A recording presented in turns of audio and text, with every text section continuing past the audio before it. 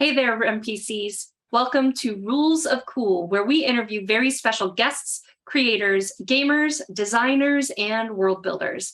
I'm your host, Rem, and today we are going to chat with Matt Lemmon, Catalyst demo agent and the driving force behind Shadowrun Missions Online, the official platform for convention legal story arcs for you to play from the comfort of your own home. This week's giveaway is a coupon, actually 3 coupons, for a free session of Shadowrun Missions Online. So type hashtag RemPC in the chat right now for your free entry to win. And for bonus entries, check out www.remalternus.com/newyen and patreon.com/remalternus. Your support helps pay our cast and crew, so we greatly appreciate it. No, I can't right now. That is our friend Matt, who will be joining us in just a moment, who said, no, don't go to patreon.com. Sorry, my kid was coming down the staircase and I was like, you got to stop, kiddo. Mute button is a beautiful thing. But we do have some news in the Remalternus world. Shadowrun Edge Zone, the upgradable card game, has just a few days left on Kickstarter. We have surpassed $91,000 and a couple of stretch goals still remain. So don't forget to pledge and get in on the mission. You can head to www.kickstarter.com/projects/CGL/Shadowrun-Edge-Zone and get in on the action. Remalternus is now producing audiobooks for the Shadowrun fiction line. We'll be posting samples and updates on our Patreon at www.patreon.com/Remalternus. If you want all the behind-the-scenes sneak peeks, currently we're recording titles like Born to Run, The Terminus Experiment, and Dark Resonance, so check it out. Now it's time to get right into our conversation for this week, so stay tuned, RemPCs.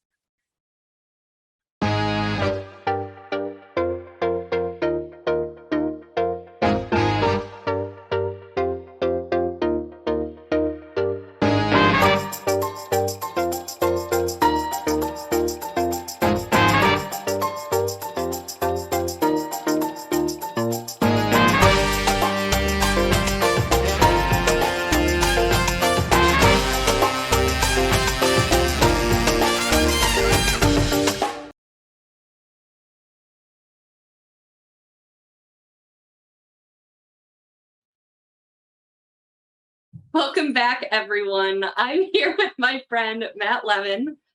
Matt, how are you doing today?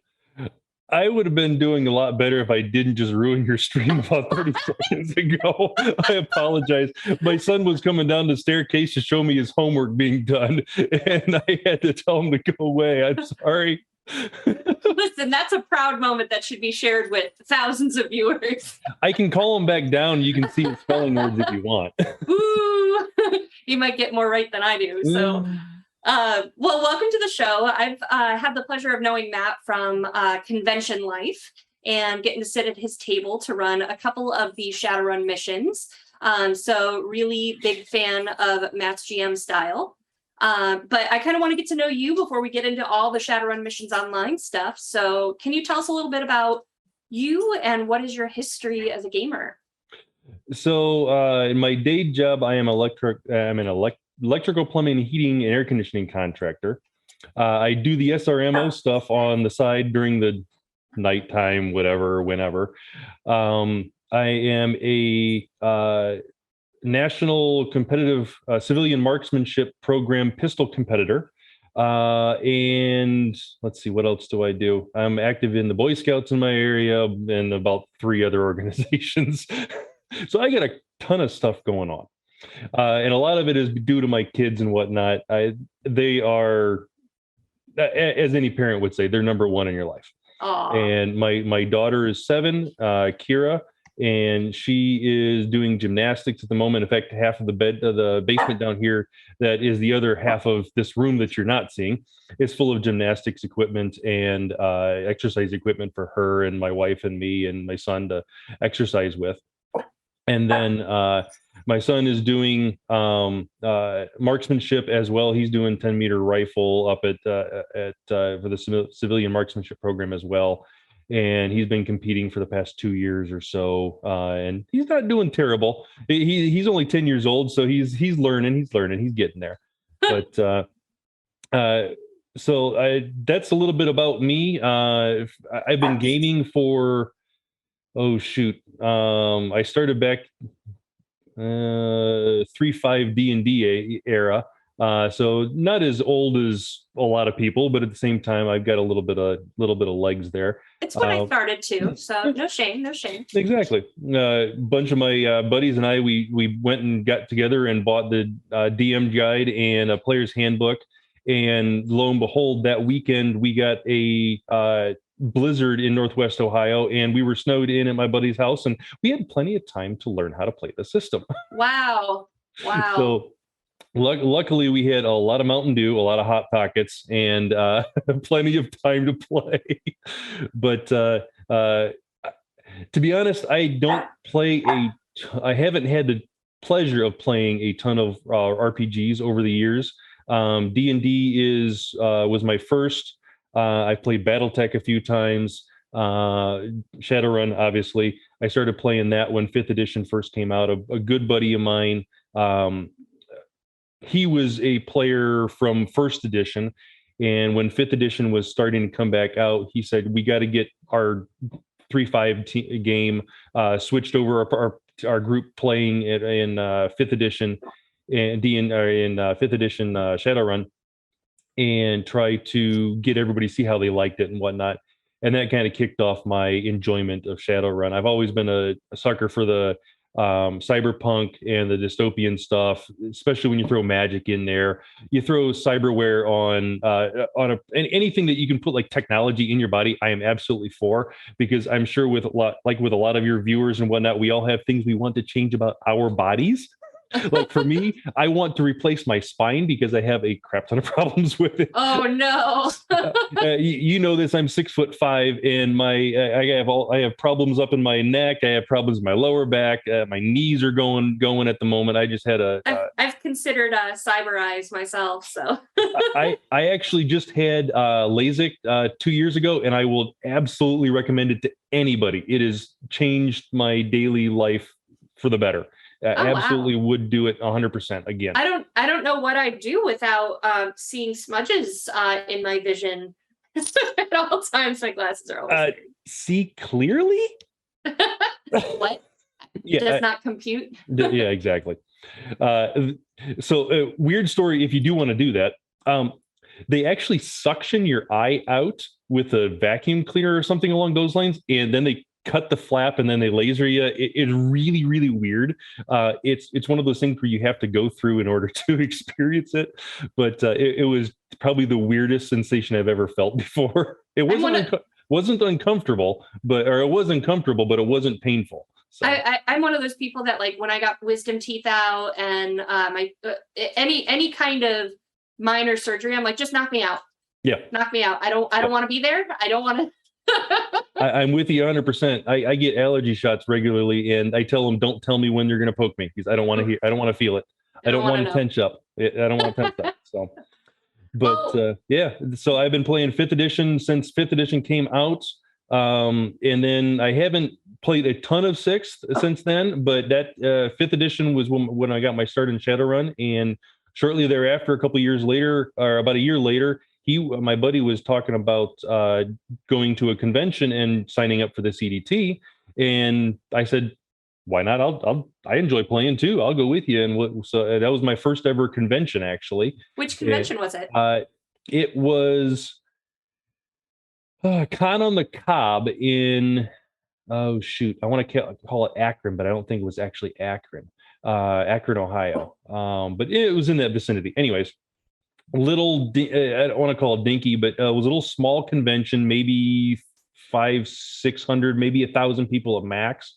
But we were in a hotel, and we just basically took over the whole place for the weekend and played 3 or 4 games a day. And you know how conventions are. Mm-hmm. So eating very good food, drinking very, very well, taking care of yourself, and showering daily, of course. Of course.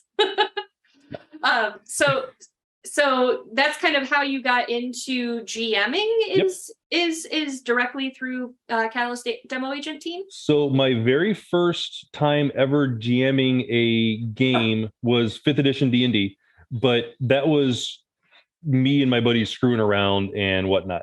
And that wasn't really with any sort of storyline. But then when we got into Shadowrun, and missions were developed, and we started doing the convention stuff, we started getting access to the missions and everything, and I started reading them off the side. And my friend in Cleveland, a game store just opened up nearby him. So his wife was pissed about that, because then he started spending more time there. But I digress. So I started going with him every other week, and he and I started alternating GMing. Well, I had never GM'd any games before. I played for a year at this point in time, but I never GM'd any of the games. The very first session, and I don't know if he did it on purpose, but another GM that eventually became part of the demo team agency, but I don't believe he's currently still, but anyways, as I was reading through, and I'm sure you've played in a game with Simon Andrews as a fixer. Yeah. Yeah. Well, you know how he is. Well, I kind of role played it very well. And that other GM came over to me and he said, "That was wonderful. Please continue to do that. I love it. Don't stop GMing this way." And that's kind of how I got started. Awesome. Oh, that's really cool. I love those demo agent stories as you make new friends and at conventions. Absolutely. So, okay, so we kind of got through when you decided to become a demo agent. So where did the idea for Shadowrun Missions Online, or what we might call SRMO, during the stream, where did that idea start? So that was this was, I think, 4 years ago at this point in time, maybe a little bit longer. Mr. Johnson and Bobby Frankenberger, or Clifton Wright and Bobby Frankenberger, I don't know. Anyways, from the old Shadowcasters Network, actually started the whole thing as a kind of a pet project, got permission from Catalyst and all that kind of stuff to do this online thing as a kind of a trial thing. And it kind of started off with just their subscribers and their Patreons getting access to a missions game specifically run by Bobby or Clifton or somebody along those lines, running games for them. Oh, well, cool. Long story short, eventually I started volunteering and making, because we do the maps on Roll20. We roll dice on Roll20. We have Discord for the voice chat and text chat for in between sessions. So I got involved with running games there, and then I started creating some of the maps for the missions and whatnot. And they're not exactly the most polished things in the world, but at the same time, they were functional and they gave the players something to look at instead of a blank screen with just a grid. So and both Bobby and Clifton said, "These are awesome. We love it. We want you to keep on going."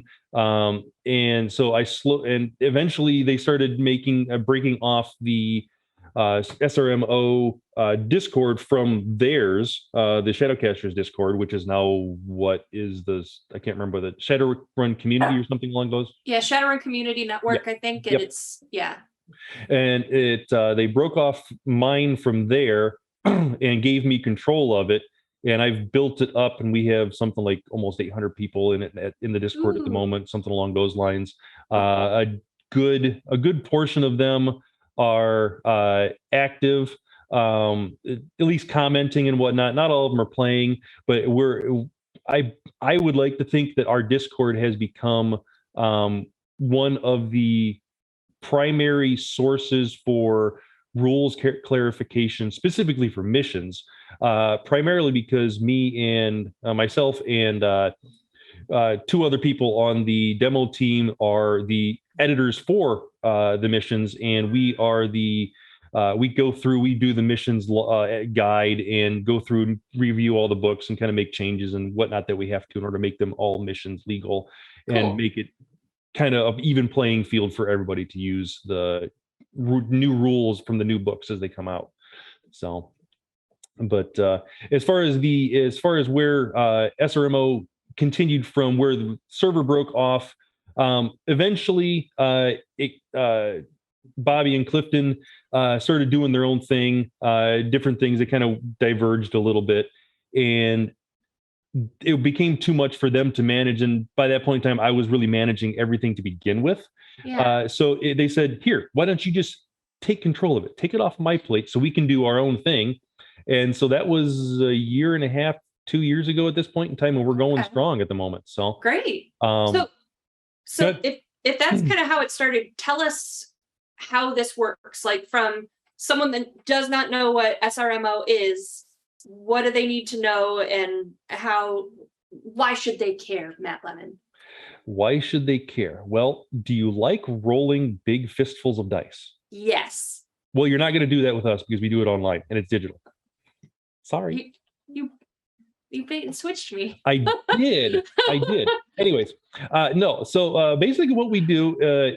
So we have a website, which I believe it's linked a couple places by you guys. Shadowrun SRMissionsOnline.com, and on that website we have an events list, a games list. All of our GMs that offer games are Catalyst demo team agents for multiple reasons, but the easiest one to do that is because of NDA purposes, because we get access to the missions before they're publicly available. Can't let Joe Schmo public have access to it because they're still in editing. Long story short, you know how that is.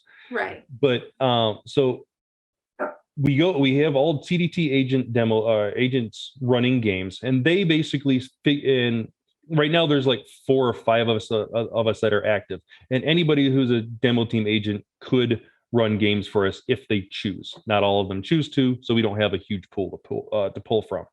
But basically what they do is the GM will decide, okay, hey, Wednesday next week or Wednesday in a month, I know I'm not going to be doing anything. Usually I'm free Wednesday nights. All right, I'm going to schedule a game. So they schedule an event. After the event is submitted and approved by me, I will go ahead and on our Discord server broadcast an announcement saying, hey, there's new events up on the server, up on the website. Please go up and sign up. If you're interested in playing, it's a set time, set day, set GM, and there's usually 6 open seats for a table. When we do first taste events, which is our intro games, there's usually more for helping beginner players, because it's a little easier to have a lot of people doing those. It's a lot of things to juggle, but at the same time, getting more people into the game is what we want to do. Mm-hmm. So having more open seats for that makes a lot of sense. But if you are able to, one, be interested in playing Shadowrun, you then go to the website, sign up for a game. Then you come to our Discord server, which you will get an email with our link. And I believe you guys have the link for that also. Mm-hmm. And so going onto there, you browse through there. We have links for for the 5th edition FAQ for missions rules. We have links for the 6th edition guide for missions rules. And you basically go ahead and build a character using those rules. Certain rules are disallowed. We're trying to not do as many disallowed rules as we did in 5th edition, but at the same time, some don't translate to organized play very well. So we have to make some calls. We've done some adjustments and whatnot. But basically, we go through, we have the players read through that, ask questions. We have multiple help channels. We have a very, very helpful community that will answer any questions for people relatively quickly too. And if players want to post a PDF of their character up for review or just for suggestions, say, hey, I don't think this jives quite well or whatnot, they're welcome to post that, and then we can give them some suggestions, some feedback and whatnot for that in order to make some tweaks in here and there. Or even if they have no idea where to start, we can say, hey, go here, go here, go here, click that, and build your character. And luckily we have a group of people that have been developing Genesis which is a 6th edition character sheet character creator. Tranyan is the guy that's on the server. He is the lead developer. In fact, I think he's the only developer that is running that show, and he is a huge help in doing a bunch of stuff online and getting some bugs worked out for players, or saying, hey, this works this way, that kind of sort of thing. Now, And then, just for our viewers, Genesis is the character sheet creator for Emerald Glitch that we play every week. So you'll see those character sheets in Roll20, and the recent partnership that was announced between Catalyst Game Labs and Roll20 is also utilizing Genesis to get character sheets built. So that is a great segue, because that's the next step. Oh, yay. There is so Genesis is compatible with the 6th world character sheet on Roll20. Chuz is the creator of that template. Well, I shouldn't say he's the creator. He's the person that took it over and is now developing it. Somebody else created it originally, but he's started to manage it and whatnot and created everything. And he's done a phenomenal job getting everything working properly. He and Tranyan go back and forth together and help each other figure out code and all that kind of stuff. So now that you've gone through and read the guide, read the FAQ, built your character in Genesis, or in case you're playing 5th edition, you can use Charmer 5, and that's also linked on the server. We're trying to make it as easy as possible for players to find, hey, this is the source for this is the source for that, and go from there. But after you figure out that, the next step is to wait for your game time to come on. You can contact the GM that is running the game. They have the name of the GM is always going to be on the mission that you sign up for. You also get an email with the GM's name in it. It won't have their email address or anything, but they will have their Discord username for you to contact them. There's also a Discord chat dedicated to each GM that we have. So if you have, you're running with me, Raven 2049, on the my next game is in 2 weeks, Wednesday. So that's coming up, and you signed up for that game. You go down, you scroll down on our Discord, find my chat room, say, hey, I signed up for your game. What do I need to do? And we go from there. Excuse me. But that is the gist of it. So I know I'm probably forgetting something though. To pause here, I want to reiterate that our giveaway for today is 3 coupons for a free game each. So you can enter to win and actually get to play some Shadowrun by typing #RemPC in the chat, going to remalternus.com/Nuyen for bonus entries, or joining our Patreon at patreon.com/remalternus. And basically those coupons will get you a free session to play Shadowrun Missions Online. But do not fret if you do not win, because while there is a cost associated with those games, I believe it's a pretty low cost, right? $2.50 for a game. Breaking the bank. I know. I thought about moving the decimal place, but I usually like to put it in front and add a couple more zeros in front, but it didn't work this time. So awesome. I could move it back one, but that'd be $25, and I think that we don't want to do it. Yeah. So you get an opportunity to come play Shadowrun with experienced Catalyst demo agents, and part of the fun of that too, because if you go back and watch our previous episodes, because I know you guys have seen them all, we spoke with missions developer Aaron Dykstra, and we talked a lot about missions and the kind of living campaign, the story arcs, and stuff like that. So you get a chance to play in those stories and see what has happened in legit canon lore of Shadowrun. So you mentioned the story arcs and whatnot. So in 5th edition, we have the Chicago campaign going that we can play. We have the Neo Tokyo campaign that we can play, and characters aren't transferable between those two, but you create one for one, and then you can create one for the other. You can play them at the same time. You just have to have different characters. There's different rules for each different setting. And then for 6th edition right now, we have the Seattle story arc, SRM 2081s, and then all the CMP convention mission pack missions that go along with that are available at conventions. We do offer those as well. So I think at last count for Chicago, we did the math the other day. We had like 80 some odd missions for Chicago. And I think if we did the math correctly, and I think we're on the low side, we figured out that you can earn something like 190 or no, take that back. It'd be 80 times 6. What is 80 times 6? Anyway, times 8 is 48, so 480. So right around 500 karma per character at the end of the Chicago campaign. Wow. And just a little under 500,000 new yen if you played all of them. So that it gives a kind of a little power level and money value idea of how the Chicago campaign went. So I'm going through my questions out of order here now. Yeah. But 480 new yen or 80 karma, what is that? Where does that put you on the scale of a prime runner versus a regular runner? Okay, so, well, see, that's a very, very good question. Prime runners, if you want to go by character creation mode, is in 5th edition is one thing, 6th edition is another thing, but that's not how you build characters for missions. You only build what is the standard priority experienced runners level of characters. You don't ever build as a prime runner. You don't ever build as a street scum or anything along those lines. You can use some to 10. You can use life modules. You can use point buy in both editions if you want, but you can only build as the standard runner. Okay. But to answer your question, in 5th edition, you were considered a prime runner after you hit the 150 karma. Oh, wow.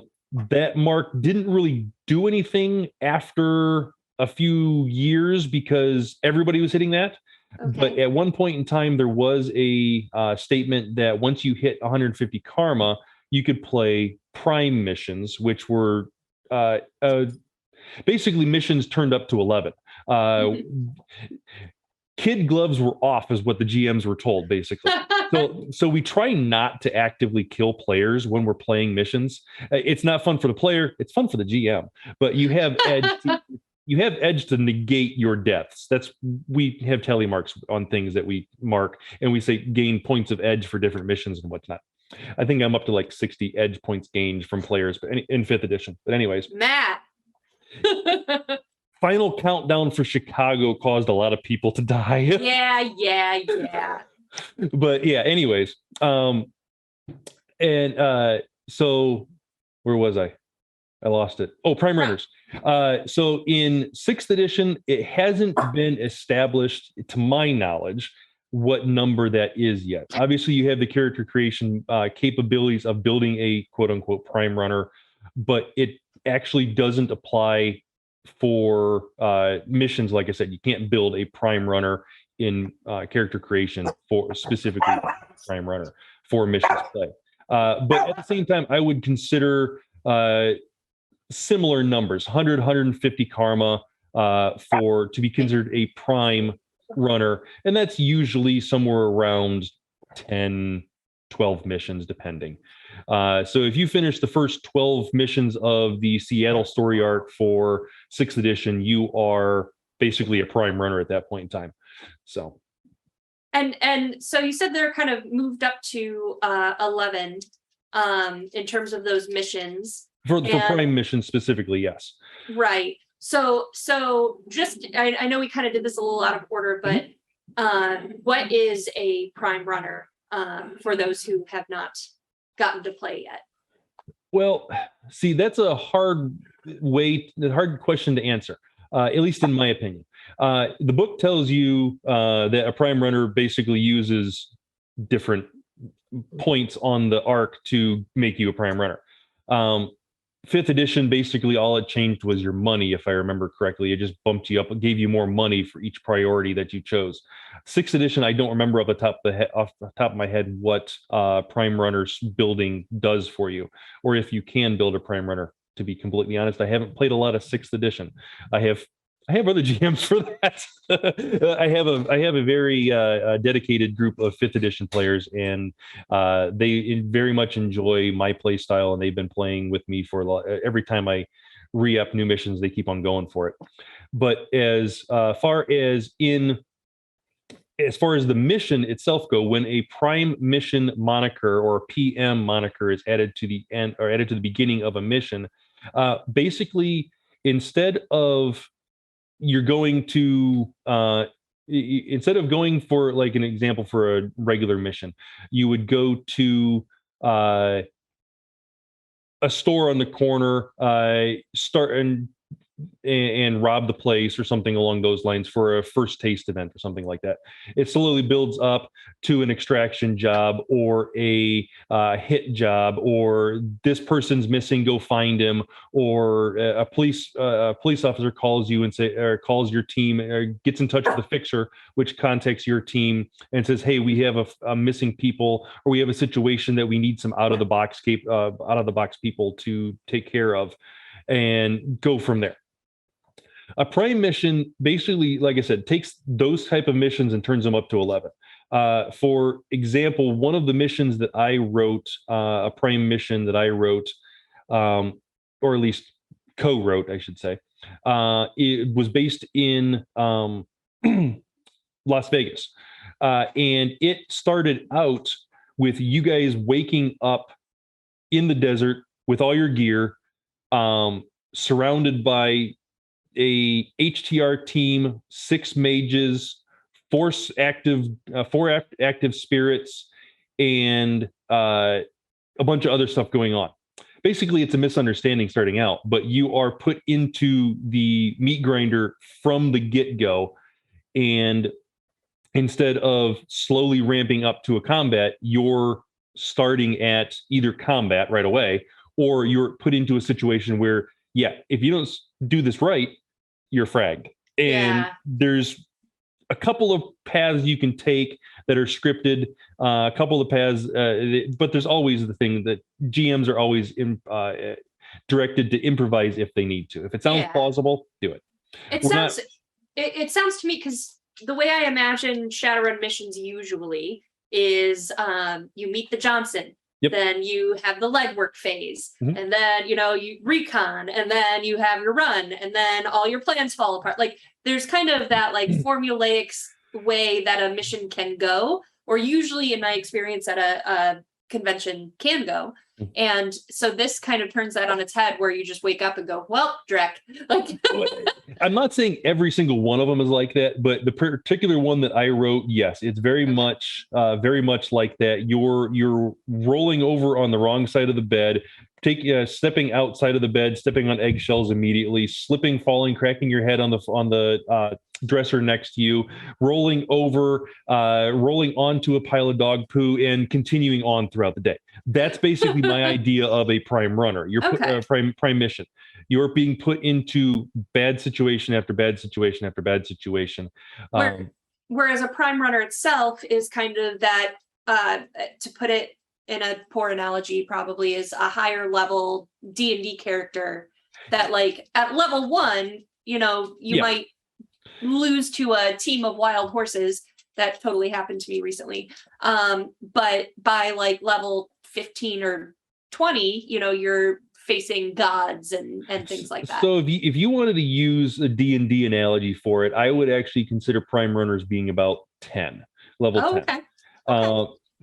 But the better way of, I guess the better way of seeing the GM side of it as far as prime runner goes, I take it back. Player side of it would be better. So normally when you build a character for 5th edition or 6th edition, you're aiming for you're aiming for your niche skill to be as good as you can. Street Cham, you're going to have your guns, your melee up as high as you can. Mage, spellcasting, deckers, hacking, et cetera, et cetera, et cetera. Well, obviously for prime runners, you're going to be getting more and more karma, more and more money, so you can upgrade your gear, you can upgrade your skills and whatnot. But my thinking of a prime runner would be that you have taken that niche skill, advanced it, obviously, but also built sub skills to help your team, help yourself do your job better, that kind of sort of thing. So instead of having, in dice pool terms, having 16 dice, 18 dice in your primary skill out of character creation, by prime runner status, you should have 20 to 24 dice in your primary, and then potentially another two skills below that at your 14, 15, 16 mark in order to better round out yourself and round out the team that you're working with. So Gotcha. if you want to use that analogy and you want to go with dice pools, that's probably the easiest thing for people to understand, because that's the numbers you're building up as you're building your character. Okay. You're building your dice pools. So now you had mentioned as well that there are 5th edition and 6th edition missions. Yep. In 5th edition, you're running, you said Chicago and Neo Tokyo. Mm-hmm. And then what about 6th edition? 6th edition is Seattle currently. I do not believe I don't believe it's been revealed yet where we're going to for the next iteration of missions, but there is going to be a change, I believe, after mission 24, but don't quote me on that. Cool. And I'm not sure if I can actually say that, so maybe bleep that. But anyways, it's going to be okay. It's what I thought. So anyways, so right around, we're going to do a reset just like we did between Chicago and Neo Tokyo, and everybody's going to start over fresh. And I don't think I can, like I said, I don't think I can tell where we're going yet, but I do know where we're heading. It's going to be fun. I don't think, in my knowledge, we've ever been there as far as missions wise. I know there's been a couple of books set in that area, and I don't believe there's been any published like rule books or anything along those lines for the area yet, but I believe there's some in the works. So neat. But as far as to kind of step back just a little bit and kind of further delve into that, so there's potentially four different tiers of missions. One is the SRM, Shadowrun Missions is what that one's for.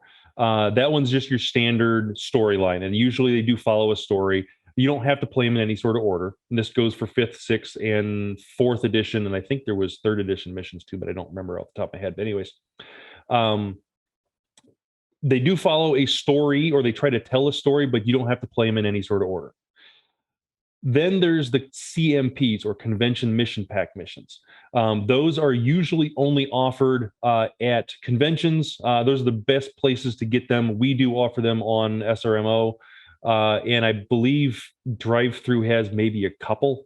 Drive-Thru RPG has a couple, but I don't know that off the top of my head. And then after that, you have the Prime missions, or PMs. And those are the really high-tiered stuff. Those are really, really difficult, like we've been talking about a little bit. And those are, those are just the high-end stuff. You can do them whenever you want to, as far as in your character's progression, but like I said, the chance of your character dying is normally it's right here. It's off screen. So, but yeah. Anyways, and then there's a fourth one. Is an SMH, which is our April Fool's missions that we put out in 5th edition, and I believe I was trying to write one for 6th edition, but it just hasn't finished yet. So we had plans to release one, but it hasn't been done yet. But I always call it the SMH is Super Mary Happy, but I've been recently told that it's not that way anymore, or not that way. So, but I was like Super Mary Happy, so I was like, yeah, okay. Yeah, usually I believe the April Fool's ones are very punny and silly. Yes. There's one that's based off like My Little Pony. Or Friendship is Tragic. It was the very first 5th edition one. It was My Little Pony Bronies versus the Amish, which was very entertaining. Oh man. The second one, if I'm remembering the order on this, was Unconventional Warfare, which for anybody who's ever been to Origins in Columbus, Ohio, it's actually based in that convention, based on a few different things with the CDT agency. We get together afterwards and have fun and goof off, and we always go to a Catalyst demo teams. Catalyst demo team. Yeah, sorry about that. But yeah, we end up always get together and we have fun, and we came up with this idea of making a parody of our shenanigans that we do. And that's what that one is. And then there's one that's called Seen It All Before. And that one's basically a bunch of movie puns. It's got Godzilla in it. It's got Alien versus Predator in it. It's got, oh crap. Oh, there's like 6 or 7 different movie references in there. Animal House is in there if I remember correctly. But yeah, anyways, they're really kind of fun. They're always some sort of parody joke missions and whatnot. So, Awesome. but those are the fun ones, and there's only 3 or 4 of those. 3 of them at the moment. Those Okay. 3. So yeah. So all of those are available at SRMO. And then what support do you need to help keep SRMO successful? So we have, like I said, 800 plus people on the Discord, or ish people on the Discord. So when we submit when GMs submit an event, and I ping it and at everybody on the Discord server and tell everybody it's live on the website to sign up for. Within an hour, they're usually sold out. Oh, wow. I That's kind of the good thing that we have, but at the same time, it's a bad thing because that's a lot of people not getting access to Right. the games and whatnot. The thing that we need is GMs. We have, like I said, 4 or 5 GMs that are active right now. And we all we rotate and take turns running games and whatnot. I started running 2 months ago the Neo Tokyo campaign, and I'm doing every other week, and I'm just going to get through season 9 with all the CMPs and a couple of the SMHs in March of next year. So that's how long it's going to take me to run all of those missions throughout. And I haven't posted all of the events for signups yet, but a lot of them have already been posted, and all of them, like I said, sold out within an hour or two, something along those lines. Um, but having more GMs to offer more things to the players, even if it's a random first taste event, which is the intro to Shadowrun, or a build a runner workshop, which is literally what it says. You get in and you help players build a runner in Roll20, in Discord, in through using Genesis. However, pen and paper, it makes no difference. Having a knowledgeable person to help players through those kind of processes and then eventually work up to running games for us would be awesome. The only requirement that we have, like I said before, is that players or GMs are Catalyst demo team agents because of the NDAs and all that kind of stuff, that people get advance copies of the missions. I have taken the liberty and the time to put a bunch of the missions onto Roll20 tables, and so that the GMs don't need to have a PDF open on one screen, a paper down here, and then the Roll20 table up on this side, and along with managing 4 other screens or 4 other windows to figure out what they're doing.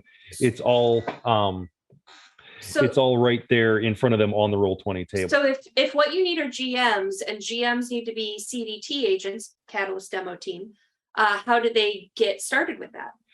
So there is a let's see. I'm trying to remember how to do it myself because it's actually changed recently. Tom, if you would look that up, or Tesla, would you look that up real quick and give that to the people to do that real quick? Oh, anyway, sorry. Well, so the guy in the background that I'm talking to is the tech guy, but he's going to do some searching and finding some information for people who are interested to locate that link and whatnot. But basically, very simple, a sign up sheet that they do. They fill out it in a Google Doc, answer a few questions. It's very painless. It takes about 15 minutes at most. And to my knowledge, nobody's ever been turned away. You just have to volunteer to do it.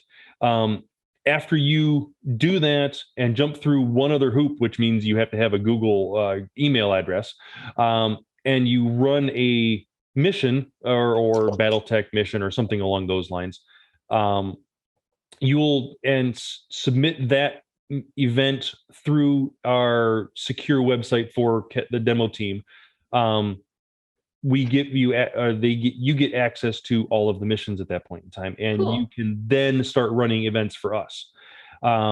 So if you wanted to sign up, go through the sign up process, say, hey, I just submitted my application.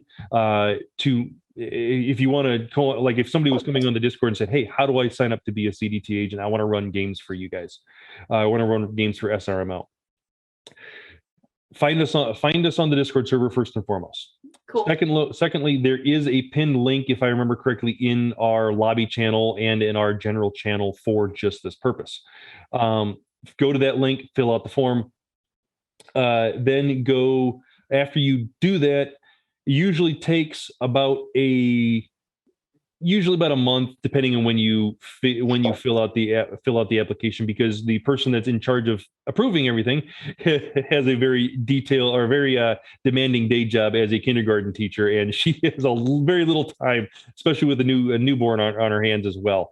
But she goes through everything and approves the agency, sends out an email, adds you to the monthly message that goes out to everybody. You can then talk to me. We'll get you the permissions on our website, and get you able to submit an event for us. You can run a first taste or a builder runner workshop at that point in time, and both of those will count towards a demo team agent's first event to get them access to the more advanced stuff later on and become a full agent. So that in a nutshell is the way to become a demo team agent and run games for us. So step one for the folks watching, learn to play Shadowrun. So check out the Discord server, sign up to play some games, and type #RemPC in the chat right now so that you can enter to win for up to 3 coupons given away tonight at the end of our Shadowrun game to play for free. And even if you don't win those coupons, $2.50 gets you a seat at the table.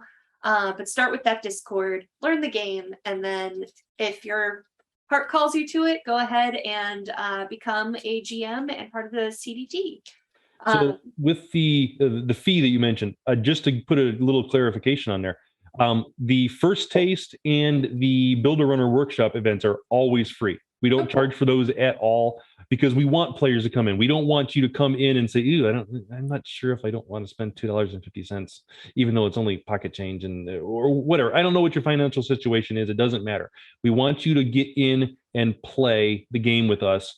We want you to get the experience. If then you decide to say, "Hey, yeah, I want to play some more," then you can go to the website, sign up, and if you get the coupon that we're going to give away here, and the coupons that we're going to give away, by all means, use it. Absolutely. They never expire. So as long as we're running events, they're going to be good for you. And awesome. So, yeah.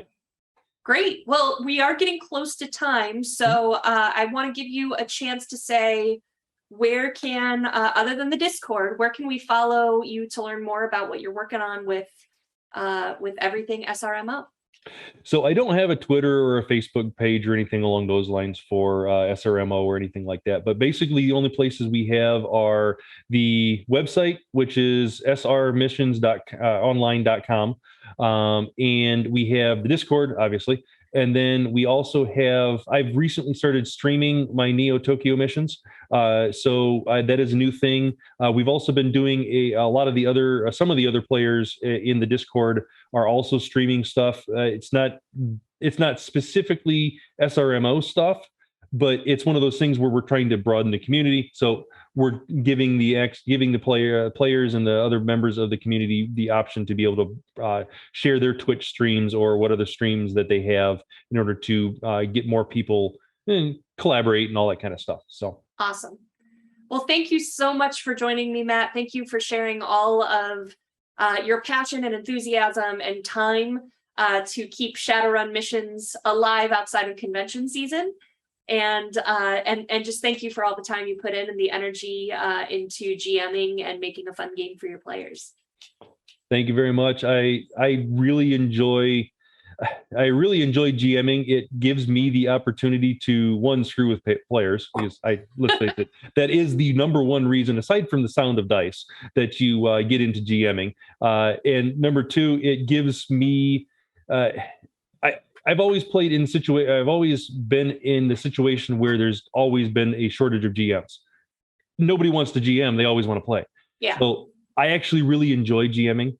So I have no problem offering my services like in SRMO in order to do this kind of thing for players in order to get their feet wet, enjoy it, and hopefully broaden their horizons and keep on playing. If they're enjoying it, then that's what I want. I want people to enjoy it.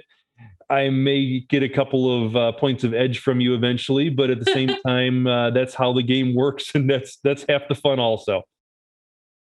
Well, thank you guys so much, and thank you, Matt. And stay tuned, everyone, because we will be right back.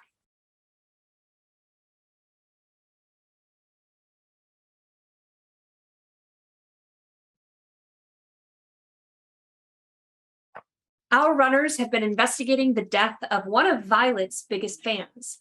What kind of powerful magics did Denny stumble into? Where is the talismonger, Ishioka Mari? And how many others are after the Gilded Rose power focus? Join us for part 2 of the case of the Midas Talismonger and the next episode of Shadowrun 6th World Emerald Glitch coming up next. And don't forget that we have a wonderful giveaway of a free spot at Shadowrun Missions Online for you to play. We're giving away 3 of these. So thank you so much to Matt Lemmon for donating such a great prize. And you can enter to win by typing #RemPC into the chat. And you can get additional entries to win by going to our donation page, www.remalternus.com/Nguyen. And all donations help us to pay our cast and crew and keep producing content. And our biggest donors can have a message read at the end of the episode by the Shadowrunner of their choice. So check it out. And did you know we have more shows like Shadowrun Emerald Glitch on our Twitch channel? We stream 5 to 6 days a week over on www.twitch.tv/masterofrem, including the Dresden Files RPG, powered by the Cortex system, Shadowrun 5th edition, Steampunk Fantasy D&D, and more. So check us out and give us a follow. Well, thank you all for joining. And next week, we have a very special guest, so you're going to have to stay tuned to find out who. But we will see you next time, RemPC.